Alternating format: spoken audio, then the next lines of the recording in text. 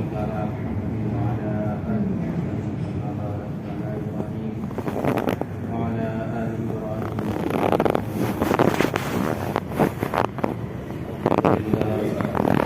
الحمد لله وكفى وسلام على عباده الذين اصطفى أما بعد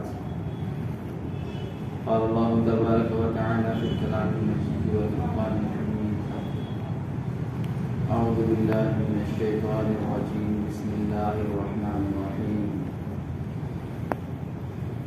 فلا وربك لا يؤمنون حتى يحكموك فيما شجر بينهم ثم لا يجدوا في أنفسهم حرجا مما قضيت ويسلموا تسليما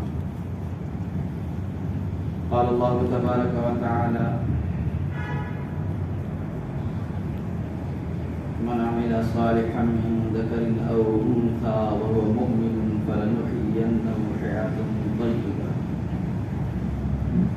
صدق الله العظيم قال النبي صلى الله عليه وسلم الحياء شعبة من الإيمان أو كما قال عليه الصلاة والسلام بزرگان محترم اور عزیز دوستو اور حاضرین جمعہ، اللہ سبحانہ و تعالیٰ کا بے شمار انعام اور احسان ہوا کہ باری تعالیٰ نے ہم تمام کو جمعہ کی نماز ادا کرنے کے لیے اپنے گھر میں حاضر فرمایا، مزید احسان فرمایا کہ ایمان اور اسلام کی دولت سے ہم تمام کو مزین فرمایا اور تھوڑی دیر دین کی بات کہنے اور سننے کی توفیق عطا فرمائی۔ دعا کو اللہ تعالیٰ ہماری اس مجلس کو قبول فرمائے، جو باتیں کہیں سنی جائے اس میں عمل کی توفیق عنایت فرمائے۔ بغیر توفیق کے کچھ نہیں ہو سکتا۔ اللہ سبحانہ و تعالیٰ توفیق دیتے ہیں تو بندہ اللہ کے گھر میں آتا ہے۔ توفیق کا مل جانا بہت بڑی سعادت ہے، اس لیے اللہ سے ہمیشہ دعائیں مانگتے رہنا چاہیے کہ اللہ ہمیں توفیق دے۔ بزرگوں اور عزیز دوستو، گزشتہ جمعہ میں میرا موضوع تھا تہذیب زینت اور لباس، یعنی انسان کو زینت کرنا کرنا چاہیے، اپنے لباس کو بہتر سے بہتر ہو، جو حاضر ہو میسر ہو پہننا چاہیے۔ کپڑے کی صفائی ستھرائی کی اسلام نے تعلیم دی ہے اور کہا کہ جب تم گھر میں اللہ کے گھر آؤ، جب تم اللہ کے گھر میں آؤ تو اپنے آپ کو سجا کر آؤ۔ حدیث میں ہے کہ 10 چیزیں فطرت میں سے ہے،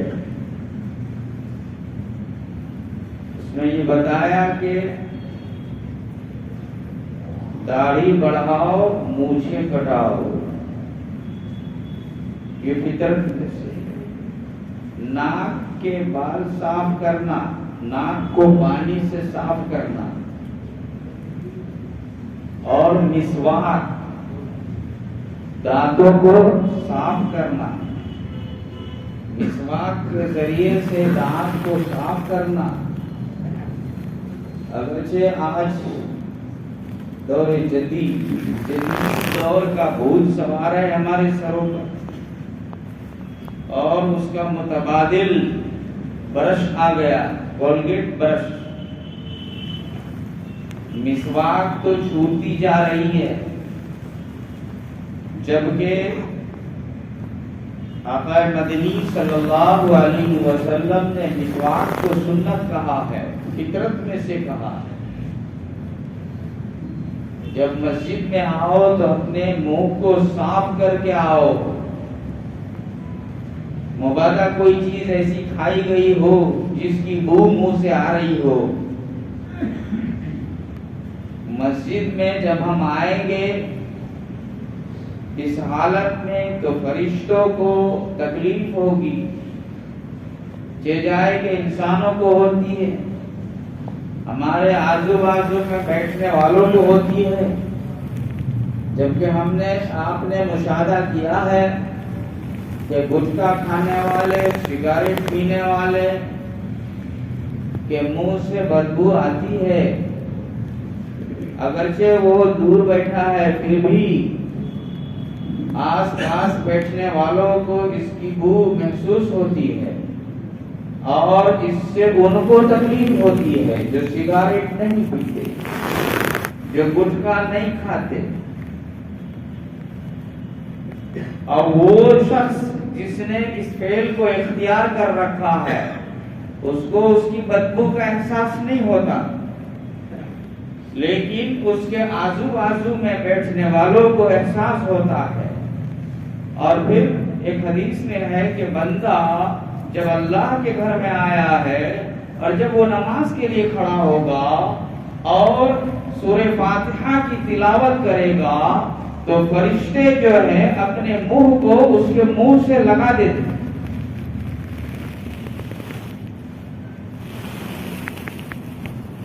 اب فرشتوں کو کتنی تکلیف ہوتی ہوگی، جبکہ فرشتے بالکل پاک صاف ستھرے ہیں، غیر المغضوب علیہم ولا الضالین۔ جب نمازی یہاں تک پڑھتا ہے اور کہتا ہے آمین تو فرشتے بھی آمین کہتے ہیں، اور نمازی کے منہ سے اپنے منہ کو لگا دیتے ہیں، منہ کا منہ میں مل جانا، ایسا ہوتا ہے۔ تو نماز محترم بشان عبادت جس کی ادائیگی کے لیے ہم اللہ کے گھر میں آئے ہیں، تو کہا کہ مسواک سنت ہے، ناک کی صفائی سنت ہے، اور پھر کہا کہ ناخونوں کو کاٹنا یہ بھی فطرت میں سے ہے، ناخون کاٹنا چاہیے، اس کے اندر میل جم جاتا ہے، جراثیم ہو جاتے ہیں، جائے کہ یہ سنت ہے، بس اتنا ہی کافی ہے، یہ فطرت میں سے ہے۔ ہفتے میں ایک دن کم سے کم جمعہ کے دن اپنے ناخن کو کاٹیں۔ اور پھر آگے کہا موئے بغل کے بال، بازو کے بال صاف کرنا، اور پھر آگے کہا موئے زیر، ناف کے نیچے کے بال کو صاف کرنا، انگلیوں کا خلال، انگلیوں کے جڑوں میں پانی پہنچانا، اس کو صاف کرنا، مل مل کر کے دھونا پانی سے، ہاتھوں کی، پیروں کے تلوے کو رگڑ کر صاف کرنا۔ اطباء کہتے ہیں کہ پیر کے نیچے تلوے میں جو میل جمع ہو جاتا ہے، اگر اس کو صاف نہیں کیا جائے تو اس کا اثر سیدھا برین، دماغ پر ہوتا ہے، حافظہ اس کا کمزور ہو جاتا ہے، یاد شکتی اس کی کمزور ہو جاتی ہے۔ آپ جب وضو کریں تو اپنے پیروں کو رگڑے، تلوے کو، اس کے نیچے اکثر سردیوں کے موسم میں، جیسا کہ آج کل سردیوں کا موسم ہے، ٹھنڈی کا موسم ہے، پیر پھٹتے ہیں، اور پھر ان پھٹن میں ہم کوئی کریم یا پھر کوئی آئل، کوئی تیل لگاتے ہیں تاکہ وہ جلد نرم رہے۔ اب یہ تو ہم نے کیا، لیکن اس کے بعد جب ہم چلتے ہیں تو پھر دھول لگتی ہے اور پھر وہ پورا پیر کا نقشہ ہی بدل جاتا ہے.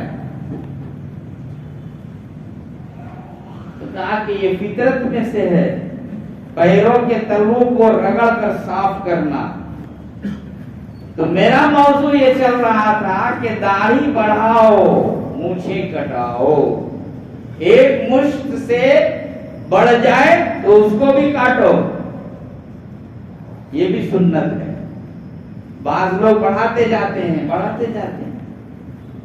ایک مشت اپنے ہاتھ سے، سلون والے کے ہاتھ نہیں، اپنے ہاتھ سے. اس کے آگے جو بڑھتا ہے اس کو کاٹو، اور اس سے کم بھی نہیں کرنا ہے، مکروہ ہے. ایک مشت سے کم داڑھی رکھنا مکروہ ہے. مکروہ کی دو قسمیں ہیں، مکروہ تنزیہی، مکروہ تحریمی. ایک چھوٹا مکروہ، ایک بڑا مکروہ. مکروہ تنزیہی جو ہے وہ جائز ہے، اور مکروہ تحریمی حرام کے قریب. اور جہاں صرف مکروہ لکھا، تنزیہی اور تحریمی کی قید نہیں، وہاں فقہا کہتے ہیں کہ جہاں صرف مکروہ لکھا ہے اس سے مراد حرام ہے.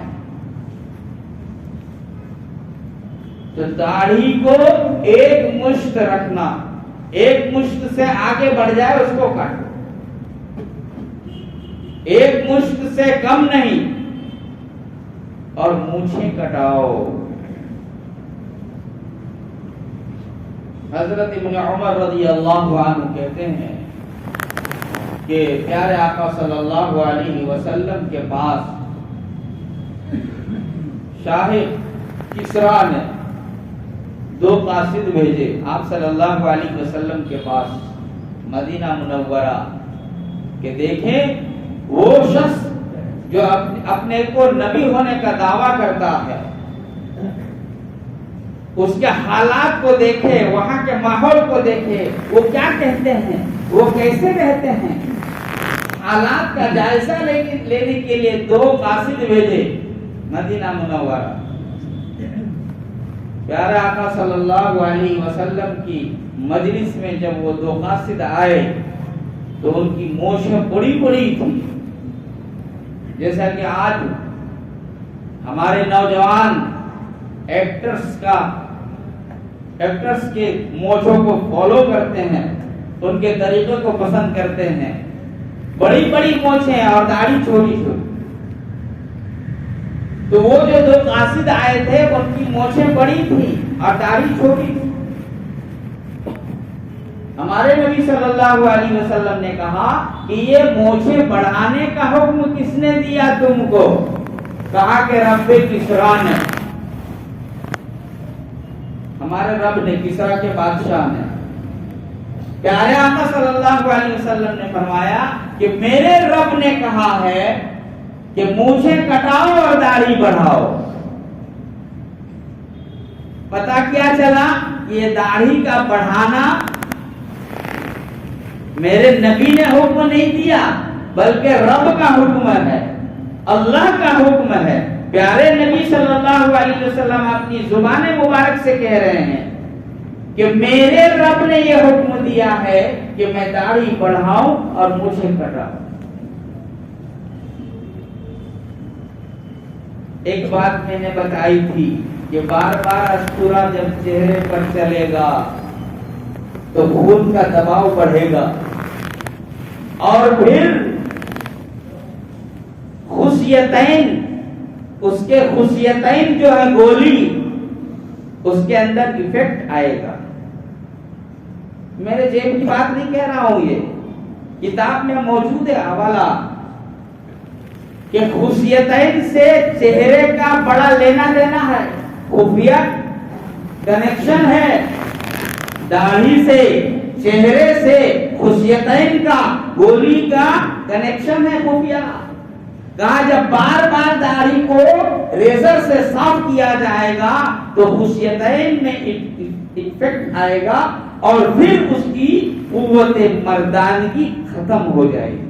کمزور ہو جائے گی، بچے کے پیدا کرنے کے قابل نہیں رہے گا وہ. اگر آزمانا ہے تو کسی بچے کے خصوصیتیں نکال دیجیے. جب خصوصیتیں نکال دیں گے تو چہرے پر داڑھی نہیں آئے گی. اگر بہت شوق ہے نا چکنا رہنے کا تو پھر خصوصیتیں کا آپریشن کرا کے نکلوا دیجیے، مسئلہ حل ہو جائے گا. روز روز کا جھنجٹ ختم. ہم نے کیا سمجھ رکھا ہے؟ یہ علماء کہتے ہیں، میں کہتا ہوں، امام صاحب کہتے ہیں. ارے رب کا فرمان ہے، نبی کہہ رہے ہیں فلا وربک لا یؤمنون حتی یحکموک فیما شجر بینہم. اللہ کہتا ہے فلا وربک، قسم ہے تیرے رب کی، فلا وربک لا یؤمنون، وہ شخص مومن نہیں ہے جو آپ کو حکم اور قاضی تسلیم نہ کرے. پیارے آقا محمد صلی اللہ علیہ وسلم کو حکم قاضی تسلیم نہ کرے، آپ کے حکموں کو جو نہ مانے وہ مومن نہیں ہے. اور آپ کے فیصلے کو سننے کے بعد تسلیم تو کرتا ہے، مانتا تو ہے، لیکن دل تنگی کے ساتھ. تو کہا یہ بھی نہیں چلے گا. جیسے کہ ایک باپ اپنے بیٹے کو حکم دیتا ہے بیٹا فلاں کام کرنا ہے، بیٹا کہتے ہاں. تھوڑی دیر بعد پھر بیٹے سے کہا بیٹا وہ کام کیا، جی نہیں. بیٹا وہ کام کرنا ہے، جی ابا.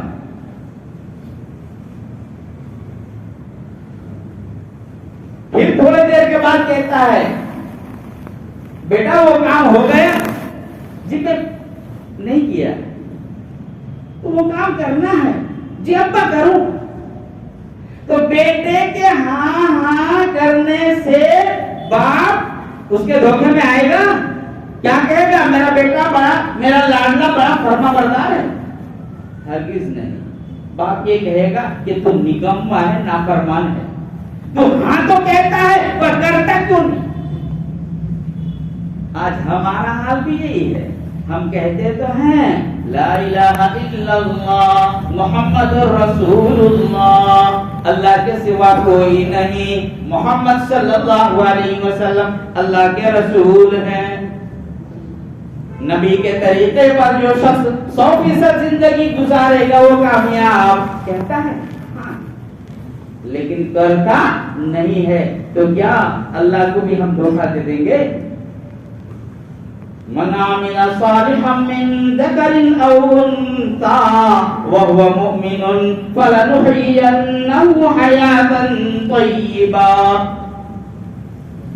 ایمان کے بعد عمل صالح پر زور دیا گیا. قرآن کریم اٹھا کے دیکھیے، بہت ساری جگہ، بہت ساری آیتیں ہیں جہاں ایمان کے بعد عمل صالح کرو، نیک اعمال کرو. ایمان بنیاد ہے. ایمان کیا ہے؟ بنیاد. اور بنیاد کے بغیر عمارت کھڑی نہیں ہو سکتی. تو کہا ایمان بنیاد اور عمل صالح عمارت. تو ایمان کے بعد عمل صالح کو بار بار کہا گیا. ایمان لاؤ، اعمال صالحہ کرو، فلنحیینہ حیاۃ طیبہ، ہم تمہیں بہترین زندگی دیں گے، خوشگوار زندگی دیں گے. نبی کا فرمان ہے، نبی کا طریقہ ہے. اور پیارے آقا صلی اللہ علیہ وسلم فرمایا التارک سنتی، جو شخص میری سنت کو چھوڑتا ہے، میری سنت کو چھوڑتا ہے، اس پر اللہ کے اور اللہ کے رسول کی لعنت. اب بھی کچھ باقی رہ گیا کہنے کو. ہم اپنے آپ کو نبی صلی اللہ علیہ وسلم کے امتی کہتے ہیں، محمدی ہیں، تو پھر کیوں ہم تسلیم نہیں کرتے، کیوں ہم مانتے نہیں؟ اگر مان لیا تو کامیاب، دنیا کی زندگی بھی کامیاب اور آخرت کے لامحدود زندگی بھی کامیاب. دوستو، تہذیب زینت اسلام نے ہمیں سکھایا ہے، سجنے کا، سنورنے کا طریقہ بتایا. بالوں کو کٹاؤ، بالوں کو سیٹ کراؤ، یا تو پورا سر منڈوا دو یا تو پھر لمبے رکھو، پورے چھوڑ دو، کان کی لو تک، گردن تک، کندھے تک، 3 طریقے ہیں بال رکھنے کے۔ اور جس نے تھوڑے حصے کو کٹوایا تپیلا کٹ، ٹوپی پہنی تو پتہ چلتا ہے بہت اچھا ماشاءاللہ، اور ٹوپی اتاری تو پتہ چلا کہ آدھا تیتر آدھا بوڑھے، آدھا سر کا بال کٹا ہوا ہے اور اوپر بڑے بڑے ہیں۔ حضرت ابو بکر صدیق رضی اللہ عنہ کا ایک چھوٹا سا واقعہ بیان کر کے میں بات ختم کروں گا۔ ایک بچے کو لایا گیا آپ کے سامنے، آپ نے دیکھا کہ اس کے کچھ بال سر کے بڑے تھے اور کچھ کٹے ہوئے تھے۔ حضرت ابو بکر صدیق رضی اللہ عنہ خلیفہ اول، آپ نے دیکھا، آپ کو غصہ آیا، جلال آیا، آپ نے حکم دیا کہ اس بچے کو قتل کر دو، توبہ کرو یا تو پھر قتل کرو۔ بچے کو کیا معلوم، بچے سے ہم پوچھتے ہیں بیٹا یہ بال کس نے کٹوائے؟ بولے ابو نے، امی نے، بھائی نے کٹوائے۔ تو میرے بھائی بال کٹوانے کے بھی طریقے اسلام نے بتائے ہیں، ہم وہ بال نہ اختیار کریں جو یہود کا طریقہ ہے۔ یہود سب سے پہلے اسی چیز کو اختیار کر چکی تھی، یہاں سے شروعات ہوا ہے ان پر لعنت۔ جب وہ بال انسان رکھتا ہے یہود کے طریقے پر تو اللہ کی لعنت برستی ہے۔ وقت ہو چکا ہے، کئی بھی باتوں پر اللہ تعالیٰ عمل کی توفیق عطا فرمائے۔ وآخر دعوانا الحمدللہ رب العالمین۔